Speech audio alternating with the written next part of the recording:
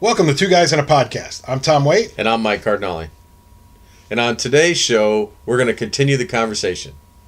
Absolutely. We're going to continue our conversation on our military experiences. Last week we talked about what got us to join the military. Some of the things, maybe a few things that we did, hinted at a few things we did. Today we're really going to share some of the places we went and some of the cool things we got to do. So let's get after it. Shut up and sit down.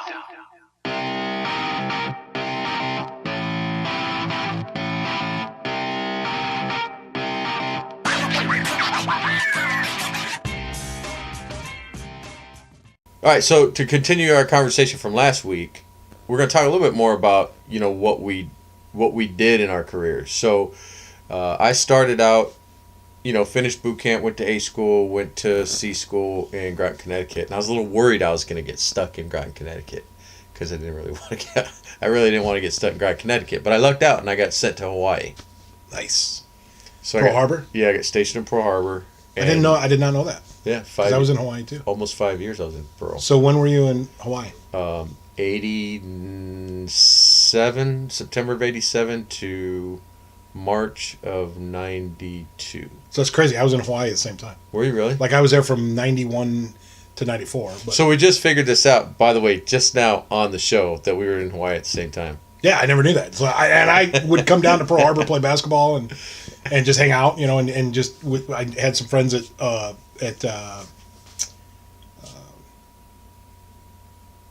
Fort Shafter, I think, is right there by Pearl Harbor. Maybe there was a ammo depot that the Marines guarded. Okay.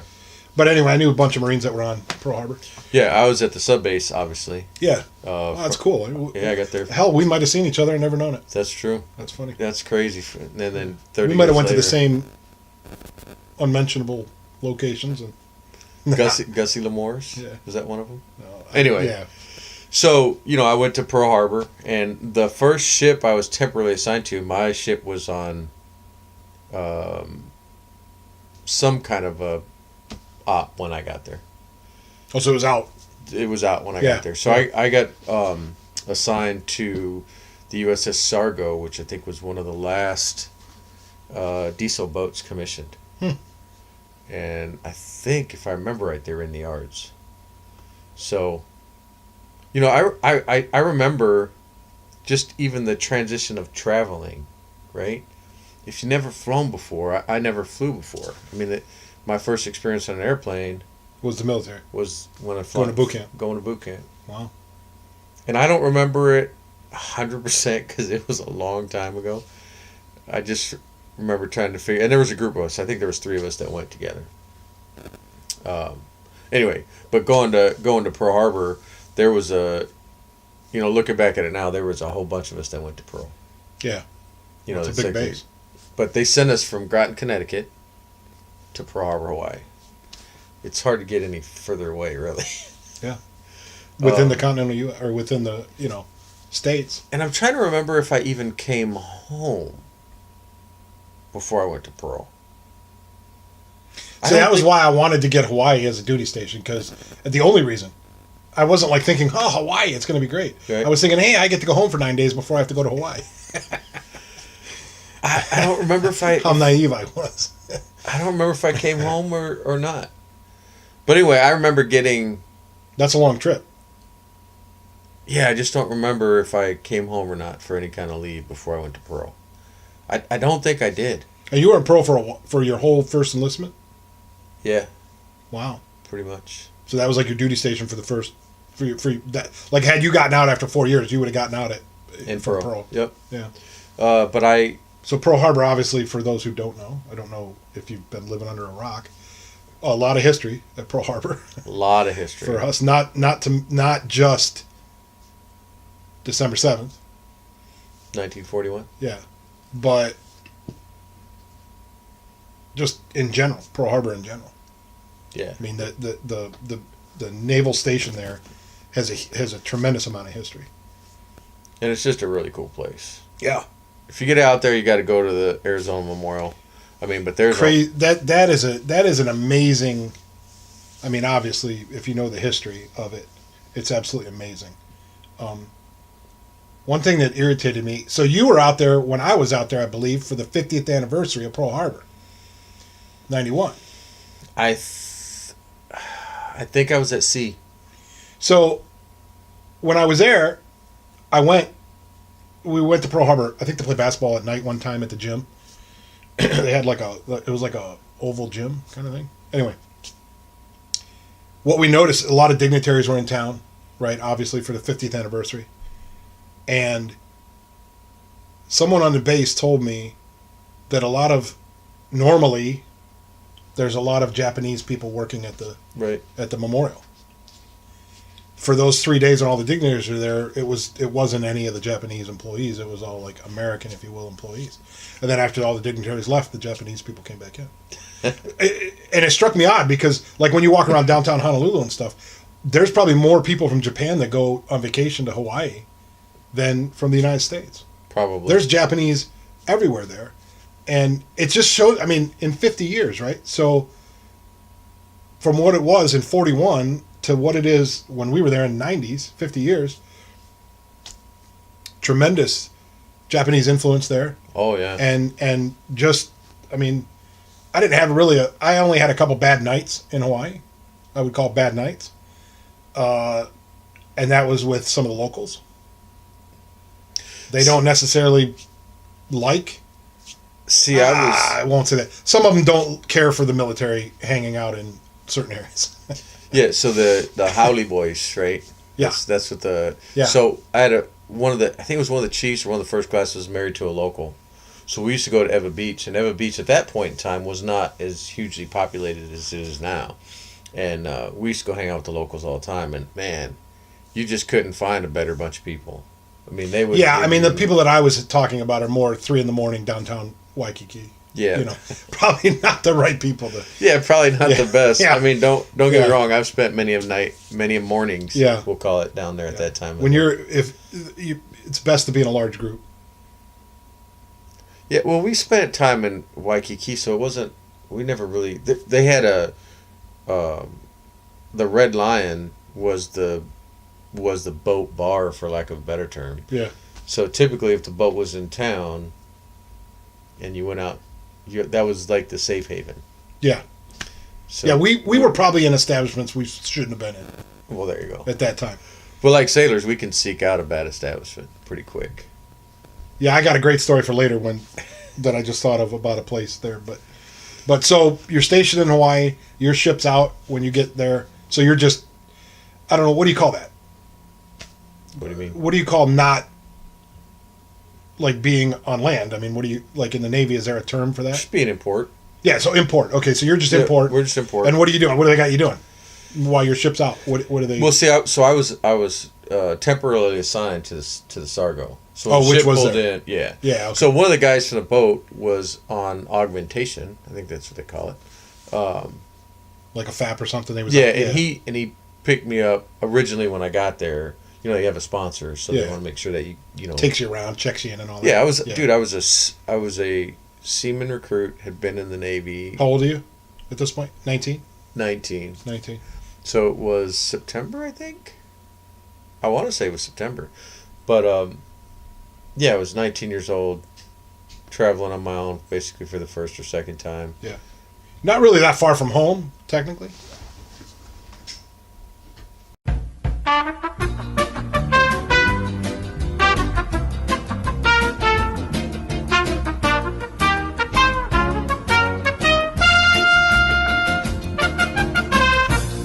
So you're really actually not that far from, I mean, technically not that far from home. You're as close to home as you can be in Hawaii, because you were from San Diego, right? No, well, no, from Monterey Seaside area. Well, yeah, okay. But across the that's pond. same. Yeah. Yeah. So what is that, like a 4-hour flight or Yeah, something? 4.5 Yeah. hours. That's interesting. But when I got there, you know, you get a sponsor to pick you up and end up being a great friend, a really good friend. He might not consider himself a good friend. Well, and he was on that ship?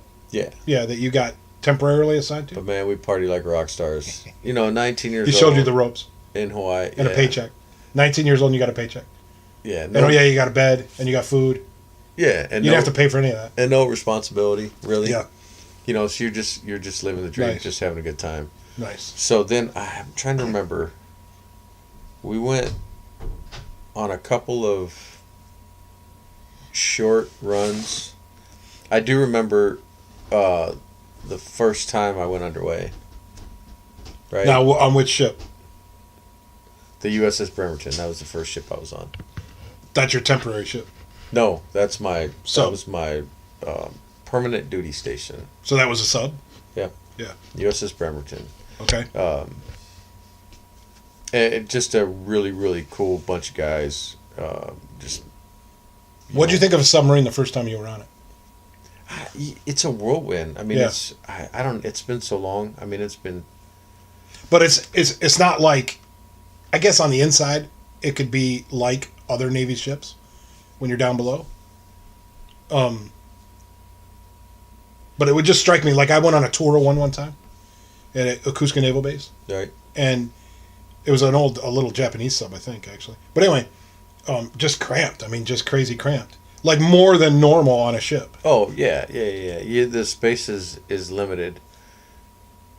The space is limited. So I just remember the first time I went down a submarine. You're just thinking, last week we talked about that oh crap moment, or Well, and you what had did I what, get 50 myself some days into? underwater or something? Well, the first time, I'm trying to remember the first time we went out. It was, I think it was just a weekly operation or something like that. Just go out and do some training. Yeah, man, it's been so long ago. I don't even remember exactly what the trip was. I just remember watching the air come out of the ballast tanks the first time, and you realize that you're going under the water, and is this 6,000 So like a ton- nervous like excitement. energy. Yeah, it's a nervous excitement, but What was your job? I was a navigation guy, so I navigated the submarine. I basically, told the officer of the deck what we were doing. One thing that I really did enjoy was piloting. So when we're navigating in tight waters or whatever, and you're taking visual fixes through the periscope and stuff, nothing better. I mean, it is absolutely to me, it's a rush. It's like it's a thrill because You're threading a needle you don't in Pearl. with a submarine. Yeah, and it doesn't navigate well on top of the water. Yeah, it's designed to be under, right? It's done.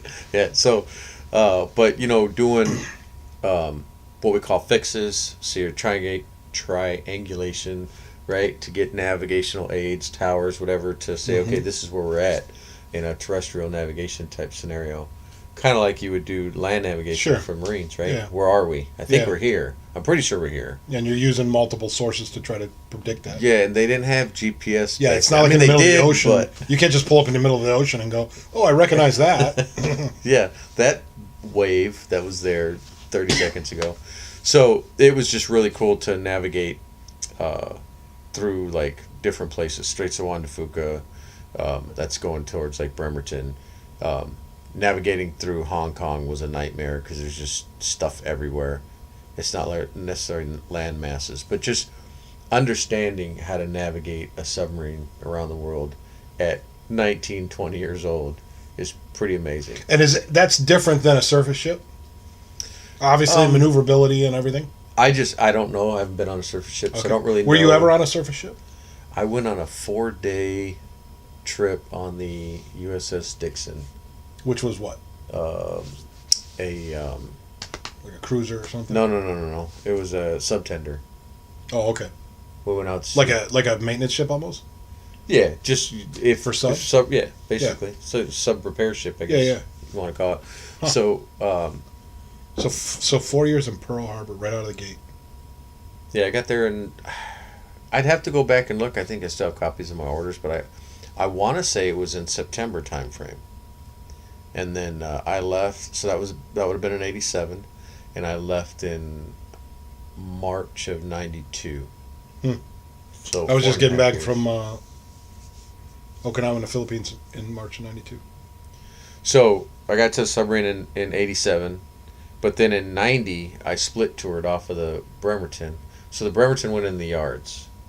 Oh, okay. The, so the dry Bremerton's docks, on right? the mothball So that's list for repairs? right now to get decommed. Yeah, but when you say when you said We're in the dock. shipyard. Yeah, in the shipyard. That's like dry dock almost for Yeah. for repairs. Yep, and we were the boat was in dry dock for I want to say like 18 months. It was a major overhaul type thing. Yeah, and in Pearl Harbor they got some serious dry docks. Yeah. Like I saw them and I saw the ones in the Philippines. I actually dropped my camera lens in one at night. And Okay. my buddy and I actually walked down the side. They had steps like going down the side, Right. and we had a lighter, and we were trying to find my camera lens in the middle of the night. And another story that I probably can't tell, but That'd get you in trouble. yeah, well, yeah, because we're down. I look up and I'm snapping all kinds of photos. You see this flash going off. It's the middle of the night, and bottom of a dry dock. Probably not. Yeah, you're not supposed to be. Yeah, it taking probably pictures in wasn't. there. Yeah, we probably weren't supposed to be under the ship. Kind of technically, without a hard hat on, maybe or something. Well, was it a ship or a submarine? Oh, it was a ship. 'Cause Yeah, I it's- got some great photos. I should bring you my photos one day I and show don't- you. So I don't know how It was in Japan. I don't know if the. Acoustic I think photos. the underhull of a submarine is classified as far as. Oh yeah, there were no sub. There actually, I saw a sub. I think I might even have a picture of a sub in a dry dock, but it was from up above. But most of them were, smaller ships. I just remember back in the Destroyer. late '80s, man. We had a lot of fun on a submarine. So when you first get to a submarine, you're basically a nub, a non-useful body. You have zero purpose. So it's different than like you get a new job and everybody excited you're there and all that stuff. When you get to a submarine, they're excited you're there. But back So in you my were day, on a it lot was, of working parties and. No. No? It's not about that.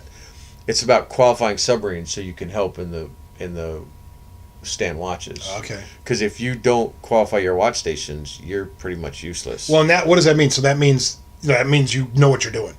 You got to know. You got to prove that you know what you're doing, to in essence gain yeah, that you respect. got to get qualified. So you got to get qualified to stand the topside sentry watch. You got to get qualified to stand the topside watch. At some point, you get qualified to stand the below decks watch. You get qualified your import watch station. You get qualified your at sea watch station. You get qualified submarines, and you have to understand how that submarine works, top to bottom, sideways, up, Yeah. back. Because in case something pops off. if something goes wrong, yeah. you may be the one person that saves a whole bunch of people's lives, or you might be the one person that kills a whole bunch of people. Yeah. So you know, Like I said, it's- you can't just jump out the hatch. we talked about it a little bit in the last 7 or 8 shows. I don't know if we mentioned it, but attention to detail. Attention to detail. Oh, ATD. Yeah. when huge. when you make a mistake in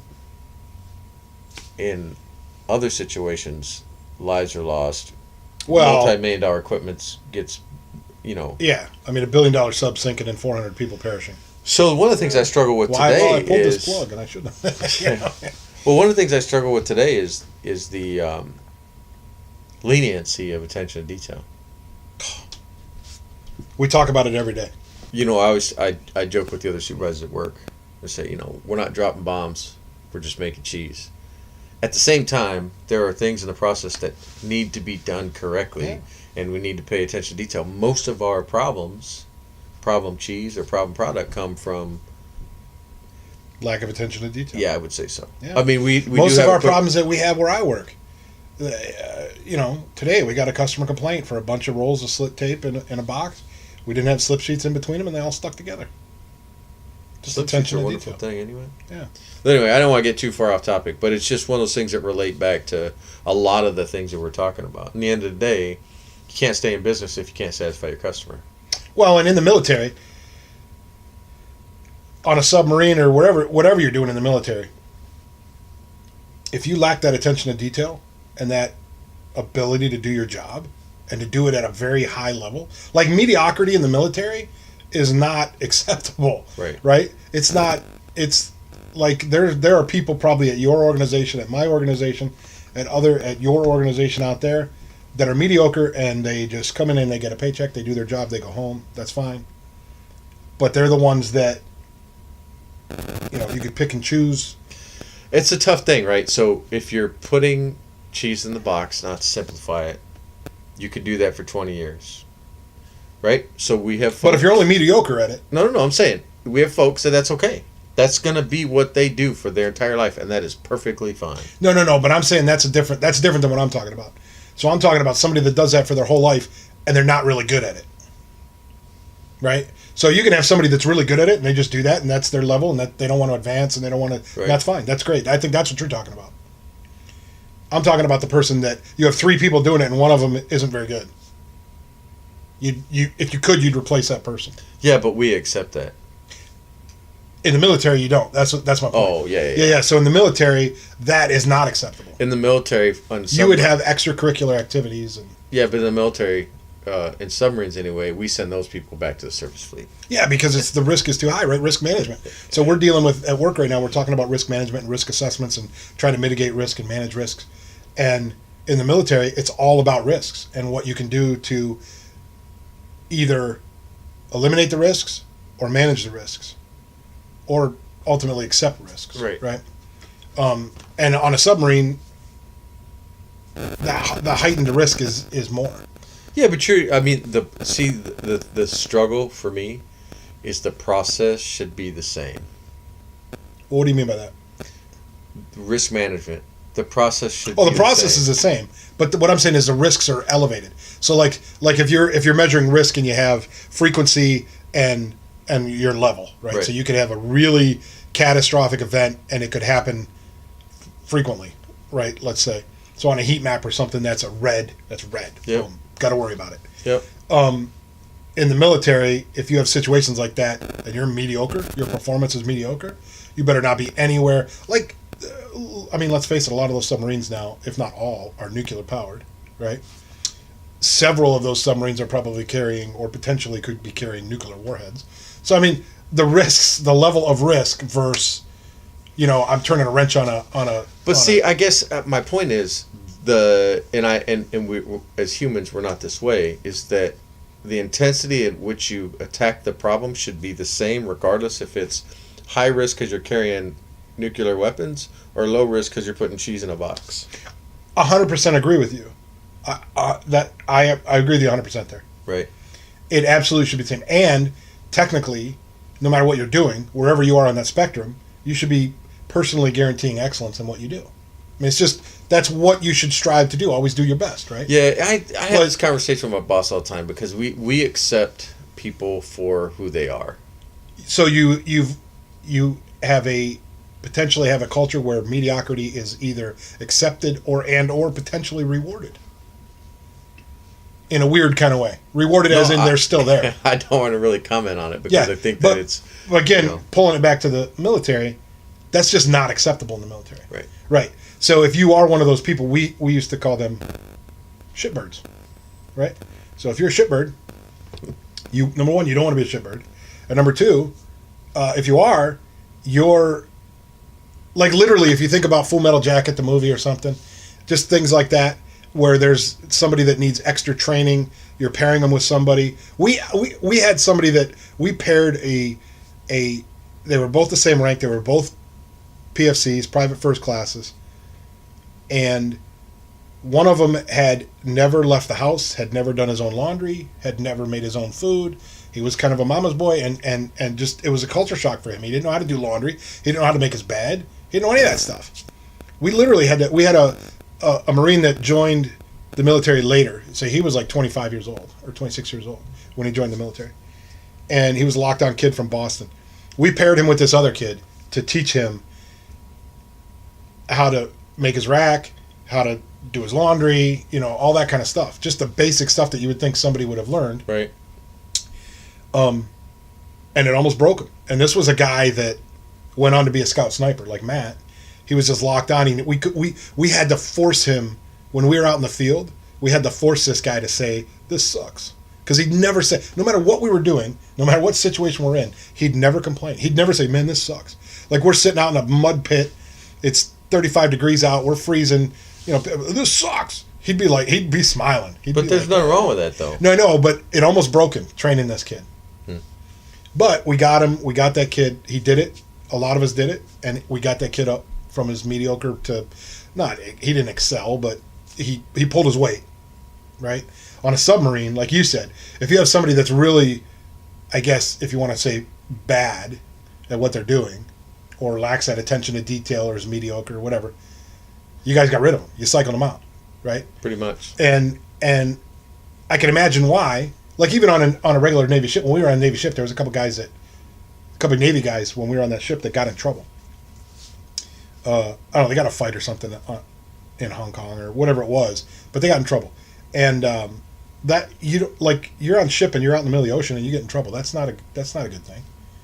Now compound that with you're on a submarine.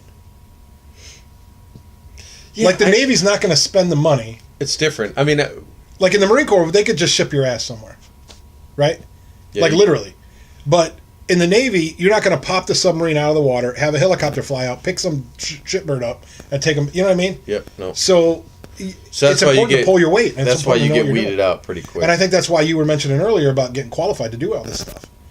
Because you really got to rely. So you probably had some people on the submarine when you were a noob out there that really kind of almost took you under their wing, I'm assuming, and trained. Not really. It didn't work like that in my day. Okay. I mean, you didn't really have someone that took you under your wing. You had multiple people that spent time making sure that you were doing what you were supposed to be doing. Well, you know, like kind of the same thing, though, right? The kid, what do they say? A village raises the kid. Yeah. So it wasn't necessarily somebody taking you under your wing. It was peer pressure of getting your shit done and doing it right. But it was the collective then taking you under the wing. It was Yeah. everyone trying to say, Yes. hey, you got to do this the right way. Here's the right way. Different than the way things are today, the way I see them, either in business or in the Navy, is everybody is out for themselves. That camaraderie of helping somebody elevate to the next level Yeah. doesn't really happen for the most part. And from my perspective, It's rare. I don't see It's pretty that rare. happening I like agree. it used to. I agree. I think the military is the only place you're really probably going to find that at a higher level. Yeah, we talked about it last week. Most people are out for themselves, right? Take care of. Yeah, but in the military, that doesn't work. For the most part, that doesn't work in the military. Right. Depending on what you're doing. Yep. Like if you were on that submarine and you were just looking out for yourself, you wouldn't have been on that submarine for long. I don't know how it is today. I mean, Well, go pretty back far to when from you were on it. Yeah, it wouldn't work. No. And so when you got there, did they just expect you to know everything? No. Okay, no. so they basically, I don't want to say they put you through boot camp again, but they tore you down and taught you It's the same. It's mentally? the stuff that we talked about last week or maybe the week before. It's the socialization, right? It's learning the norms and acceptable behaviors of that particular submarine. So you learn the culture. Yeah. But I guess my point is, when it came to training and stuff, Yep. like did they tell you, I think my battery's gonna die. Anyway, go did ahead. they tell you, forget everything you learned in school, we're going to show you the right Pretty way to do much. it. Yeah, so that's all I was getting at. You just get in submarine school, you just get the big overview of what a submarine is. Yeah. What was your first trip out on a submarine? That's what I was saying. I don't remember. It's a weekly op or something. It was just a weekly thing. So you were in and out of Pearl Harbor Yep. for a lot? And did you actually go the battle group, if you will? I don't know even, like... Back then, we didn't go with battle groups. Oh, no? It was just like solitary just- or what? It was just, we did some weekly operations, but most of what we did back in those days was independent. Yeah, so you were just alone. Meaning the submarine was alone. Yeah. Just out doing. Yep. So, Out doing did stuff. you deploy? I did go on a Westpac. I won a couple Norpacks, Eastpacks. I mean, yeah. So explain for everyone what that means. Well, I mean, obviously, Westpac. What's a Westpac? I can't go into all the details about it, but basically, you leave for 6 months, give or take, and you go do some operations. Some of the stuff we did with P3s, we did. No. But I'm talking more like Westpac would be what? West Coast. Yeah. Yeah. Yeah. I'm sorry. Western Pacific is what a Westpac Yeah. stands for. Yeah. Right. So you go do some stuff in the Western Pacific, basically. Yeah. Unlike a med run. basically between Hawaii and the states, Hawaii and the mainland. Yeah. And not over and what would be over. like over to Japan Yeah. would be Westpac as well. Yes. Yeah. And Other coastlines. We'll put it that way. Yeah, but you said a NORPAC? Is that a Northern run is Northern Pacific? So I would imagine that's up by Alaska, potentially other various places. other various places. Visiting Sarah Palin. This is just Yeah, we can get a visual aid here. This is good. All right, Tom. So let's do some geography 101. I don't know if this I don't know if it's going to pick this up. But this Well, is I kinda was fun. asking more for the listeners. I know. I know, but it's just funny. So let's see where are we at. New So you're Zealand. right. You're right there, right here, right where your thumb is, right here, right? Yeah, Hawaiian Islands. Yeah. I don't know if you can see that, but Hawaiian Islands. So we would travel over to here. Kind of the other side of the in over, that general vicinity. over to here. So So yeah. maybe by this big country right here. That's this yeah, big country this- that's brown. Maybe. yeah, this one. This general vicinity. Look at the map, but you can see what's on top of the big rolling ball Yeah. called Earth. Yeah. So we- like you and Sarah Palin could both see that country fairly well. so yeah, we did some cool stuff. Yeah. I'm gonna set this over here. Yeah, it's fine. So- I happened to see it out of the corner of my eye, and I couldn't help Yeah. No, myself. that's a good visual aid. Visual aids are good. We're gonna bring more in. But did some Northern Pacific runs, Eastern Pacific runs, but I left the USS Bremerton, which was a great submarine to be on. There's a Facebook page for USS Bremerton, so if you've served on the USS Bremerton, check out the Facebook page for them because it's pretty cool. And it's one of those aging submarines that they're talking about now, kind of in the news. Yeah. Like the fleet's getting old and Well, I don't remember when it was commissioned, but it was a long time ago. yeah, so that was like 30 years ago when you were on it. At least. It was So commissioned before and I you're got- talking now that's one of the ones on the list for like mothballing or Yeah, and then so then I transferred to the USS Omaha, which is where my career kind of took off. do you know what class the first one was? They're all Los Angeles class stuff Okay. that I was on. All right. So I'm trying to remember the whole number. 698 for Omaha, 692 or 692 for Omaha, 698 for Bremerton, and then I did some. So what happens for me is when we were in the shipyards, I was attached to the USS Bremerton. They farmed me out to different submarines. Okay. So I went on the USS Helena, USS New York City, USS Birmingham. I mean, I went all over. So when you went to your second submarine, what rank were you? I was an E4. E4, so you're like okay, like a corporal. So in the Marine Corps, it'd be like a corporal. What is it? What is that? It's a third class. Petty officer, third Petty class. officer, third class. Yep. And for petty officer it goes third class, second class, first class, right? Yep. So it doesn't go 1, 2, 3. It goes 3, 2, 1 Well, up. PO3, PO2, PO1. Yeah, that's what I mean. But yeah. So 1 is higher than a 3. Yep. Not like No. you would think 1, 2, 3. Yep. Yeah. So, and were you doing the same thing? Were you doing kind of the same job? Yeah, same class submarine, same job. It was actually funny because that particular submarine had some quartermaster challenges. So when I got there, the command master chief or the chief of the boat was all excited because I'd come from an 88 class submarine.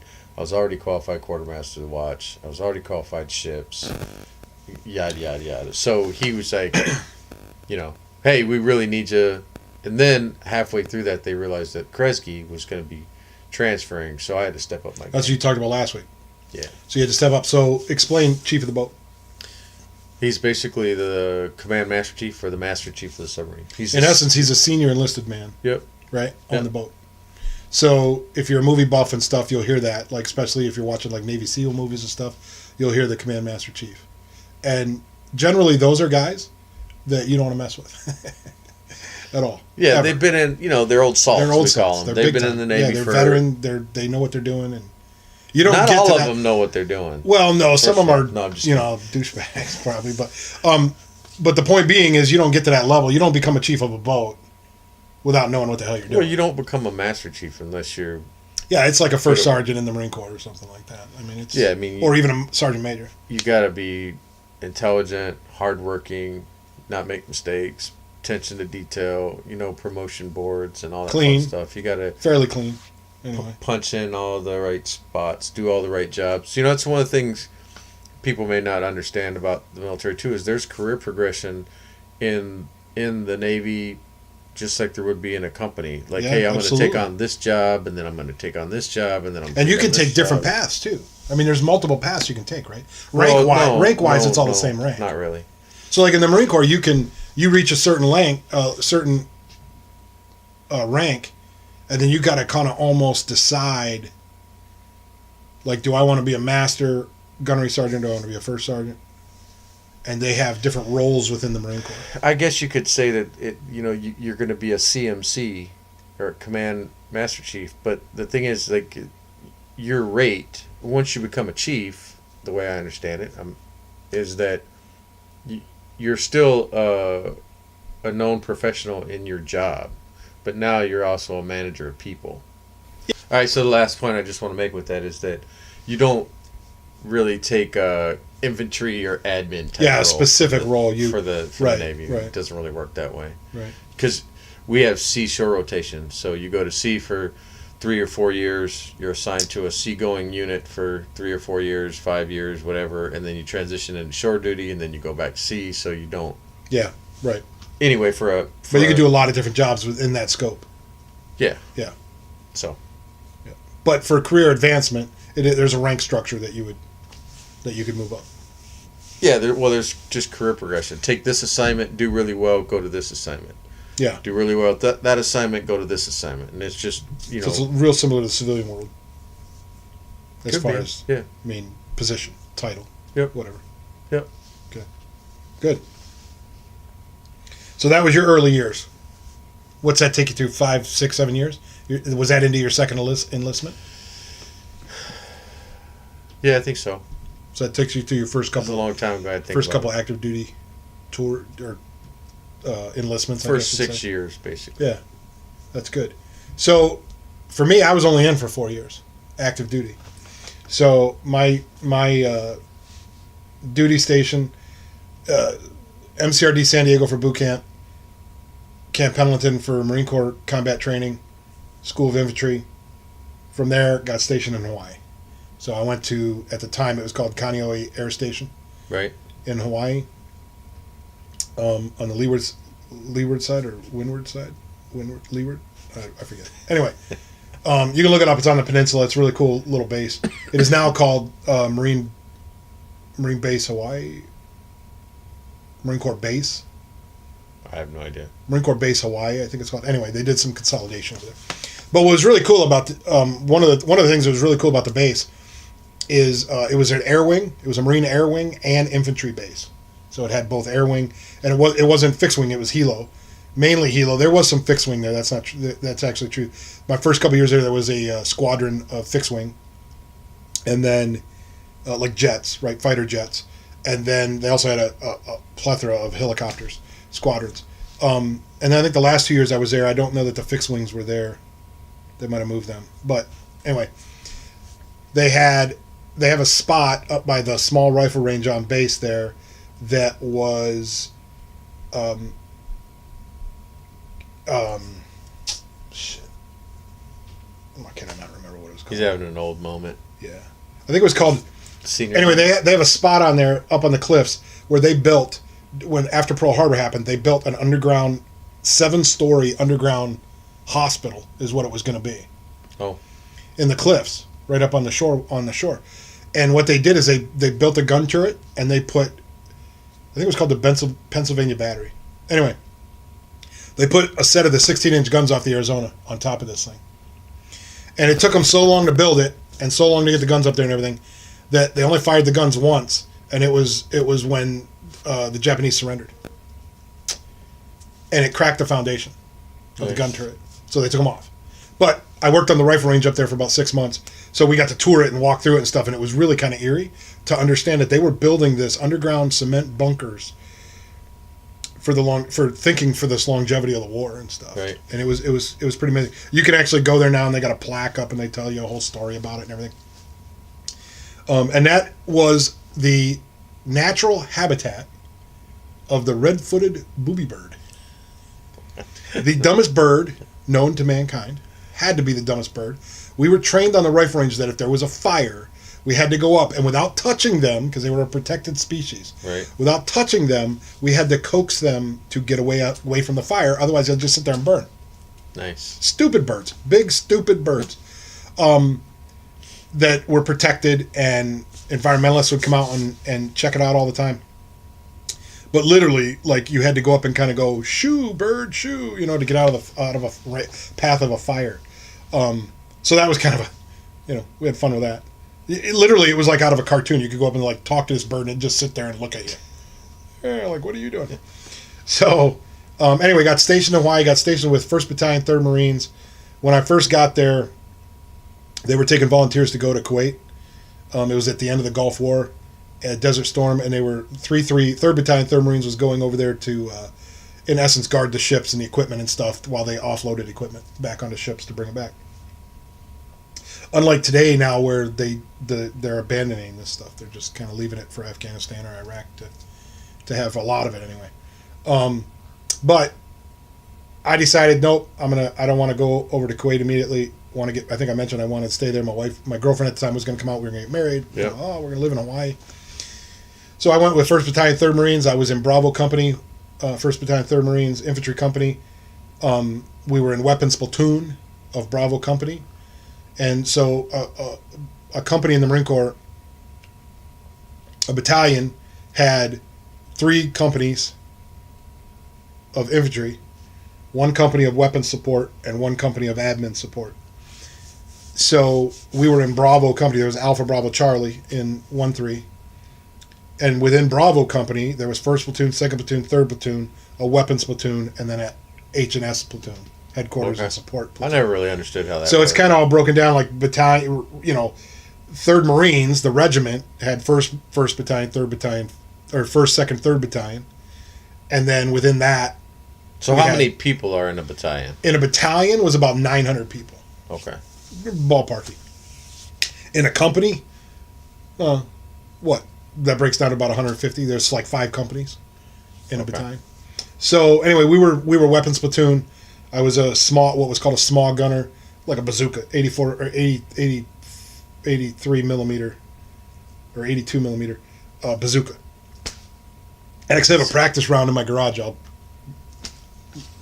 We'll do show and tell one day, and I'll pull it out. It scared some people when I shipped it home in a sea bag, and I went through the X-ray machine, and they were like, "What the hell?" That one got me in a little trouble. Anyway, basically, weapons platoon. When our company went out and did training and exercises and stuff, we'd have machine gunners, mortarmen, and us anti-tank assaultmen, which were the bazookas and the demolitions blowing stuff up. We'd all get attached to different. We'd have 3 squads. We had a squad of anti-tank assaultmen, a squad of machine gunners, and a squad of mortarmen. We'd all get split up, right? So we'd go with Alpha Bravo or Charlie company or platoon. So anyway, I did that for the first 2 years. We deployed to Okinawa. I got to go to Mount Fuji in mainland Japan, northern training area in Japan for jungle warfare training. We went to the Philippines. That first deployment, we spent some time on a ship. We did the ship's LST, so it was a landing craft ship where the whole back of the ship drops into the water and you drive Amtrak's off the back and motor into the shore. So it's like the old World War II, when the boats are coming in on the shore. Amphibious landing kind of. Amphibious landings, yep, absolutely.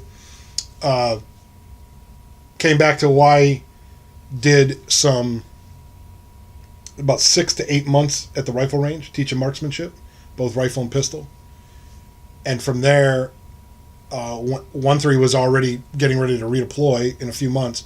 So I got attached to 3rd Battalion, 3rd Marines, where I finished my last basically year and a half in the Marine Corps was in 3rd Battalion, 3rd Marines. Same setup. 1st Platoon, 2nd Platoon, 3rd Platoon in each company.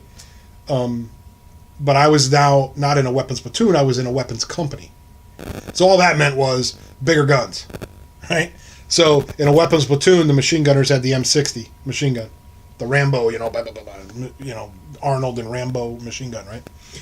In a weapons company, it's 50 cals and Mark 19s. So 50 cal machine gun can be either crew, mobile with crews carrying everything, or vehicle mounted. Mostly today they're vehicle mounted, but you can still mount them on tripods or whatever. And then the Mark 19 is a serious weapon. It's a machine gun that shoots 40 millimeter grenades. Nice. So it was a blast to play with that thing. Yeah, that'd be fun. That'd be fun. But in there, when I was in weapons company, I was now in Dragon's platoon.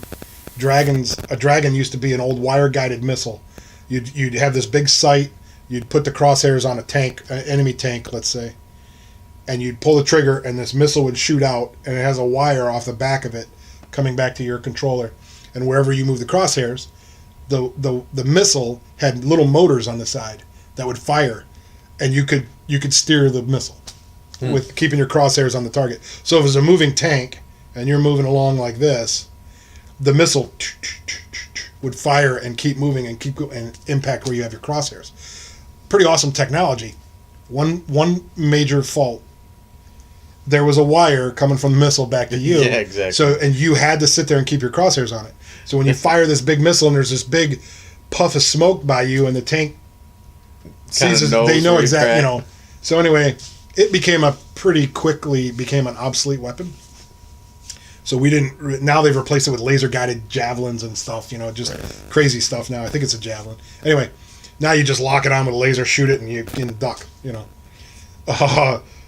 So we really didn't have a mission. So we got to play Rambo and got to attack the battalions, and you know, like I think I mentioned with Matt, we just got to have fun. So it was a really good time. Spent all 4 years in Hawaii, stationed in Hawaii. Got to go back with 3-3 over to Okinawa again. We didn't do the Philippines that time because they had closed. So when I was in 1-3, we were the last infantry battalion, Marine Corps infantry battalion, to go to Subic Bay before they closed Subic Bay in '92. So I don't know if you know that. That's in the Philippines. There was a huge volcano over there that erupted, and I think it was Clark Air Force Base that really almost got destroyed from this volcano. They were under serious ash and stuff. Anyway, that started talking about the Air Force abandoned it. I believe they had to abandon it. It was destroyed. So it started the negotiations with the Philippine government on, are we going to have our bases there, and are we going to renew a lease, if you will. Turns out they wanted way too much money, or they wanted a bunch of stuff, and so the U.S. government at the time said nope. So they closed all the bases in the Philippines. Anyway, I was the last infantry unit at Subic Bay. We actually got to watch them. Some of the dry docks were portable. They were floating dry docks. Right. And they literally, the Philippine government were like, you're going to leave those here, right? And they're like, no. And they towed them back to Hawaii. It was amazing. So got to spend time in Subic Bay. But the second deployment overseas, just Okinawa, Mount Fuji. I think that might have been it. And then back to Hawaii. Both times at Mount Fuji, both deployments, I got to go to Mount Fuji. Amazing mountain. We trained all over that dang thing, and it was interesting. Real quick, funny story. We were out on exercise, and we were the attackers again. We were the aggressors because we really didn't have a mission. So our whole company was coming up the mountain, and we had built emplacements and had dug fighting positions and all. We were ready for them to come, and it was taking them a long time to come up this hill. They were moving really slow. We had set ambushes up and all kinds of stuff. We were just playing, having fun, right? Right. We had to halt. It came over the radio traffic, freeze, basically. Freeze, do not move. Because a Japanese unit was coming through. So, for those of you that don't know, since World War II, Japan can't have an offensive-minded military. Right. They have a defensive-minded military. But they were also training up on Mount Fuji at the time. And here was a couple platoons of Japanese soldiers coming through in the middle of us playing war, right? So we had to all stop and let them go. Well, us being us, they were walking towards our enemy. So a whole bunch of us decided, we'll just tag on the back of one of their platoons, get in formation with them, go down, and then that'll undercover, and then we'll jump into the ditch, and we'll set up another ambush. So sure enough, we did that. And, it was frowned upon by the senior people, but it was kind of funny to us. We were playing, we had some fun with that. And we attacked some people, attacked a company where they didn't expect to be attacked. Because it was like, well, we're expecting to be attacked 400 yards from here, and you attacked us early, Well, yeah, shit happens, Yeah, that's what happens in war. And then that quickly led to a Humvee drive-by session that we had. So we had like 6 people in a Humvee, and we were doing drive-bys, attacking them. Because they had no crew-served weapons to do anything about it. Nice. Anyway, so that was a quick little fun story. And during all of that activity, with the simulated explosions and the blanks, and we're firing off and everything, one of our guys fell asleep on the backside of this hill. We were we had a landing zone, like a fire base, And the helos all came in. We all got ready to go. The helos came in. The exercise was over. We were going to mount up on helos and fly back, and we couldn't find. His name was Soph. We couldn't find him. He was sleeping. He was sleeping literally real close to where the helicopter landed. Right. And I don't know what was wrong with him, because I don't know if he was like, he might have been dying. I don't know. Something was wrong where he didn't wake. I mean, we had to like shake him to wake him up. Oh. And so I don't want to quite say he was passed out, but he was like something was going on there, maybe diabetic or something. I don't know. Anyway, we found him and we got him on the helo and stuff. But those are the kinds of stories that happened to me during all 4 years.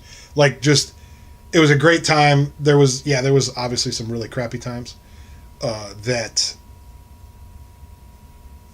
weather-wise or situational-wise kind of sucked. But looking back on it, it was awesome now. Look back, Right. that was awesome. At the time, it was like, this sucks. But in reality, the training was top-notch. And we had a guy, James. I'd love to be able to reconnect with James.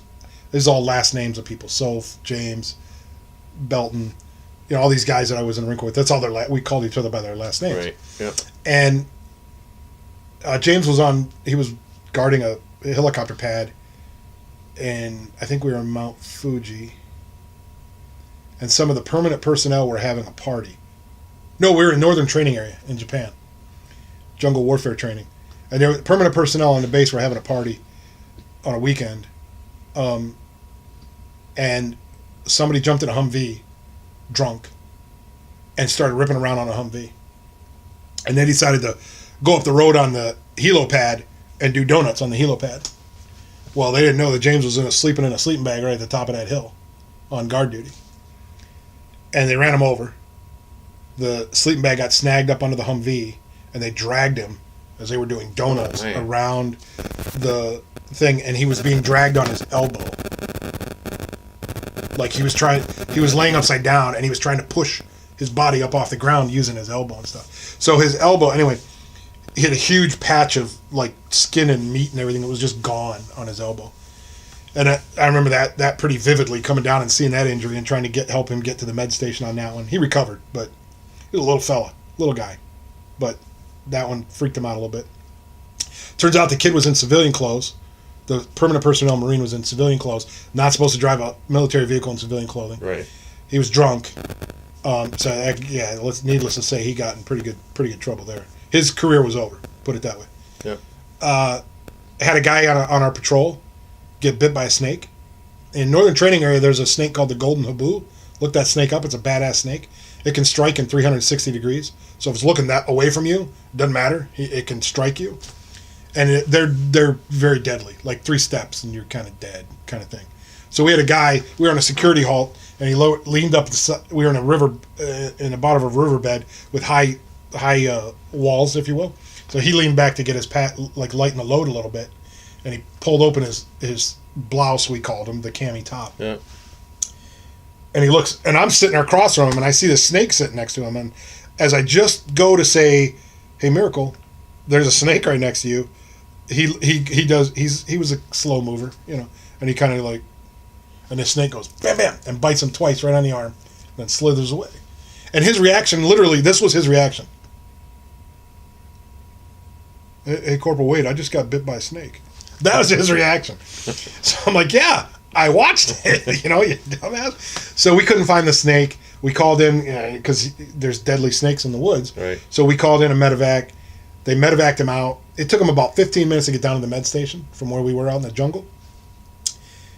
And they had all these cages with all these snakes, and they told him, pick out which snake bit you.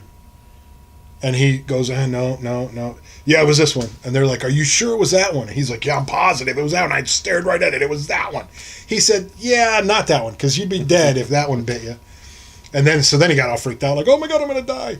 Turns out it was non-poisonous and stuff. But stories like that, we could literally probably talk for hours about it. Yeah. Crazy stuff that probably don't mean a lot to you guys, but they're entertaining to me. When I don't know what it's like for you. You've got a long career, so you know a lot of people that you've come and gone in your military career. When I'm reminiscing with guys that I was in the military with, these stories come out, and it's just these and a lot of other stories that we probably can't talk about come out, and and it's just an amazing time. It's an amazing family, if you will, that a bond that you make with these people. One other real quick story. Freezing out. We're in a fighting hole. We're again waiting for the whole battalion to come up this gorge, and we were going to attack them. We had built a minefield, the whole thing. We had it great, and it was on. This is the coldest I've ever been in the military. It was in Hawaii. Right? You're like, what? That doesn't make any sense. Yeah, in the lava fields, up on the volcano, it was freezing out. The wind's whipping. Up on the in the lava fields at night, up on the volcano, halfway up a volcano, high altitude, winds whipping. It was freezing cold. We're in a fighting hole. 3 of us crouched together, trying to stay warm, and we made the smaller guys in the platoon, Belton and James, alternate laying on top of us to try to just get body heat. We're out doing push-ups. We're trying to warm up any way we can. It turns out the whole exercise was canceled because it was too cold, and nobody had cold weather gear, and nobody told us. So that was just another little fun story that I could go on and on and on about stories like this that, again, won't mean a lot to you guys. Hopefully, maybe you get some entertainment out of that, but at my expense. But those are the types of things that happen in the military. You have these countless stories and the downtime you have in the military where you create these bonds with people that are like literally like brothers. You almost get to know the people you're with in the military. At least this is what I've found. You get to bond with individuals in the military, even people that you may not necessarily have hung out with or got along with. You still have a bond that is kind of unbreakable and irreplaceable. Oh yeah. So when I run into these guys now, it's like we haven't been apart for 25 or 30 years. It's like we could pick up a conversation that we left off with 30 years ago. It's crazy. But that's another benefit of the military. You just get those bonds. And I don't know, I'm sure your experience covering 30 years, you've got all kinds of people that have come and gone, and some people that you stay in touch with, some people you don't. But the same is true, right? As far as a bond. One of my best friends of all time, Jay Thurman, I spent a ton of time with that guy when we were on boats. And, I transferred, and he ended up getting out, and then we lost contact. Life takes over. But now we work for the same company, oddly enough. He's in Greeley, Colorado, and met back up with him. Hadn't seen him for probably 25 years, and it was like we never stopped talking to each other. So, yeah. Those things definitely happen in the military. Sorry, I got... And as Tom has a fit. Something in my throat. Wow. Sorry. Suck it up, Marine. Yeah. Oof. So anyway, we've gone through. I don't know that we touched all the topics that we wanted to touch on. I mean, we could talk for hours and hours and hours on this, but I think we were able to share a little bit of insight of what we've done, where we've been. Yeah. I mean, I've been to Hong Kong, Korea, Japan, Philippines. I've been on shore duty, been on sea duty. Stationed in Michigan, stationed in Hawaii, stationed in San Diego. So, if you're looking to go, make a little bit of a career out of the Navy, or you just want to go see the world for a few years, join the military. You're definitely going to go and be able to get some exciting, thrilling type of times. And there's going to be a lot of downtime. So you just got to, weigh your options. I think didn't that used to be the slogan of the Navy, see the world? I thought I remember something about join the Navy, see the world or something. They've had a whole bunch of different ones. But literally, the Navy, more than probably any of the other branches. You could see the world. Yeah, for sure. And you can go both my brothers were in the Navy, and they went on med floats. So they spent time in the Mediterranean, and they basically got to hang out in Europe. It's like pretty awesome stuff over there. So again, for those of you that don't know or new, Mike is still in the Navy, going on 30 years, right? Yep. You're a reservist now, but still, you just had a drill weekend. You just got back from a drill weekend. Yeah, from Minnesota. Yep. So it's exciting stuff. He's still serving his country. I don't know if you could tell, but I'm not in the military anymore. But I loved my time in the military, and I'm proud of it. And I'm proud of anybody that has served and those that are thinking of serving. So if you are thinking of serving and you got questions for us, let us know. Mike used to recruit for the Navy, so that's another avenue. You got questions, you could ask him maybe some questions about it. Yeah, absolutely. Yep. Ultimately, you got to make your own choice. in life. But I don't know many people that regret joining the military. I haven't met a few, but again, it's not for everybody. Yeah. So You might go in and find it's not for you. you're definitely gonna have a good time at some point. Yeah. You're gonna have a good memory of being in the military. Like anything else, you're going to get out of it what you put into it. Yep. You know what I mean? So we appreciate you listening to us ramble about our military stuff. We love talking about this stuff. I think we could talk about this forever. But next week, I think we're going to come up with another topic, good topic. I'll be on my camping trip. Oh, yeah. So we'll have to So let's figure out preview that. So we may do a blooper reel next week then. or something. Or something. We'll do a fill. Well, this video is actually for next week. But anyway. Yeah, but the following week we still need to record. For Yeah, and you're going to be gone for how long? 10 days? 10 days. 10 days. I won't be back till the 30th. So, Jeepers. Mike's a Jeeper. Silver Lake Sand Dunes. Silver Lake Sand Dunes is going up there for 10 days. Going to get some amazing video, amazing experiences. I think we'll do a show coming back. We'll talk about his trip up there. This is like your third or fourth year? Or There fifth might year? even be a blooper reel for the camping trip. Yeah, there could be. Yeah. But this is like your third or fourth or fifth year going up there? No, this Something is like my 7th year. that. 7th year going up there. 7th year. So, a couple different Jeeps you've owned since then? Just in that the, time frame? the small white 97 TJ and then now the green one. Yeah. And that'll be a fun show because he's going to get some GoPros action some- going up there and stuff. Yeah, we'll have some really good video. We'll get some cool video for those of you who have never seen Silver Lake Sand Dunes. It's pretty awesome. Silver Lake, Michigan, up on the West Coast. Hopefully I don't jack this camera up because I'm take this camera up. And there's a lot of sand. So You have two GoPros though, right? I have a your cell phone? GoPro and then I Cell have phone? 2 cameras like this. So it's, Yeah. I mean, there'll be Are a your kids lot going? of video. Yeah. Yeah, so you have a lot of people being able to film. I have a thing to mount. The GoPro will be mounted somewhere to Yeah. the Jeep. That'll be awesome. Yeah. So the point on that is we're going to have some awesome video footage. And basically I'll sit down and basically interview Mike about his camp trip and the dunes and stuff. It's going to be exciting stuff. I've seen pictures from previous years. Looks like a blast. So good luck. Have fun on that. It's a lot of fun. So next week we might do a blooper reel or something like that, or I might be able to go do something in his absence. And then when we get back, we promise you a show on the Silver Lake camping trip and the dunes, messing around in the dunes. Hopefully everyone stays safe and equipment lasts and, and makes it through. And it's good. It'll be a good time. Yeah, absolutely. So I think that wraps it up for this week. Yep. Thanks, Mike. Thanks, Tom. See you next week. Well, that does it for this week's show. Thanks for tuning in, and we'll see you next time on Two Guys in a Podcast.